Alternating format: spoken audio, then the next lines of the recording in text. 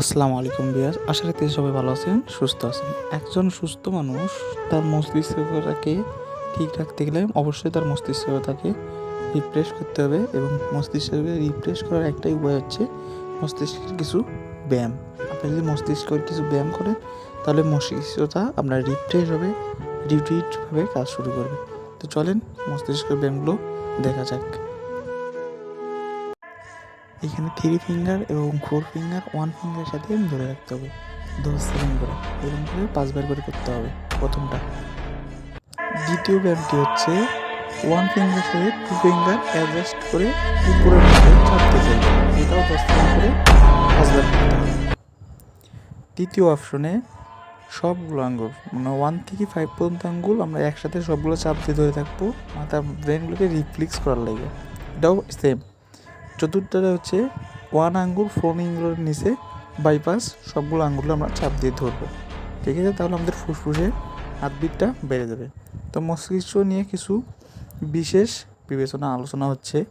মস্তিষ্ক সাফ রাখতে গেলে আপনাকে অবশ্যই মস্তিষ্কের ব্যায়াম করতে হবে।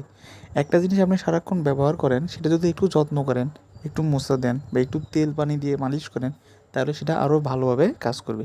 তো চলেন একটা মস্তিষ্কর গেম খেলা হোক। আমরা সবসময় চোখের ফোকাস রাখবো। হ্যাঁ, এটাতে আমি চোখের ফোকাস রাখবো পুরো, আমি যতক্ষণ না সরাতে বলতেছি সেতক্ষণ চোখের ফোকাসটা ওই বিন্দুটার মধ্যে রাখেন।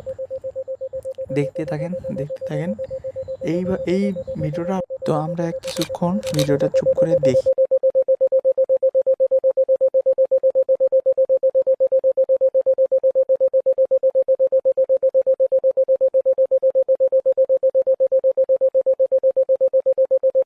এগুলো আপনাকে 1 মাস নির্দ্বিধায় করতেই হবে। আপনি পারলে এই ভিডিওটা ডাউনলোড করে রাখেন, এই ভিডিওটা দেখে দেখে প্রতিদিন এই ব্যায়ামগুলো করেন। ইনশাল্লাহ 1 মাসের মধ্যে আপনার ব্রেন যতটুকু কাজ করে, যতটুকু সারাপ আছে এর দ্বিগুণ সারাপ করবে ইনশাল্লাহ। আপনি পারলে এই ভিডিওটা ডাউনলোড করে রাখেন। আবারও বলতেছি, চলেন একটা গেম দেখে আসা যাক। সবাই লাল বলটাকে ফোকাস করেন।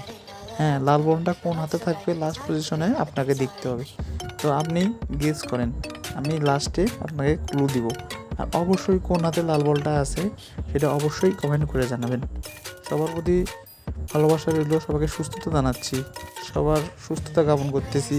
সবাই যেন 1 মাস পর রিভিউ দিতে পারেন, এসে বলতে পারেন যে ভাই না, আপনি যা বলছেন আপনার কথায় আসলে আমরা উপকৃত হয়েছি। আপনারা যদি উপকৃত হন তাহলে আমার ভালো লাগবে। আপনাদের এই ভালো লাগার কাছেই আমার সব কিছু। আপনাদের ভালোবাসা পেলেই আমার চ্যানেলটা অনেক বড় দূরে যাবে। তো সবার সুস্থতা কামনা করতেছি। আল্লাহ হাফেজ, আসসালামু আলাইকুম।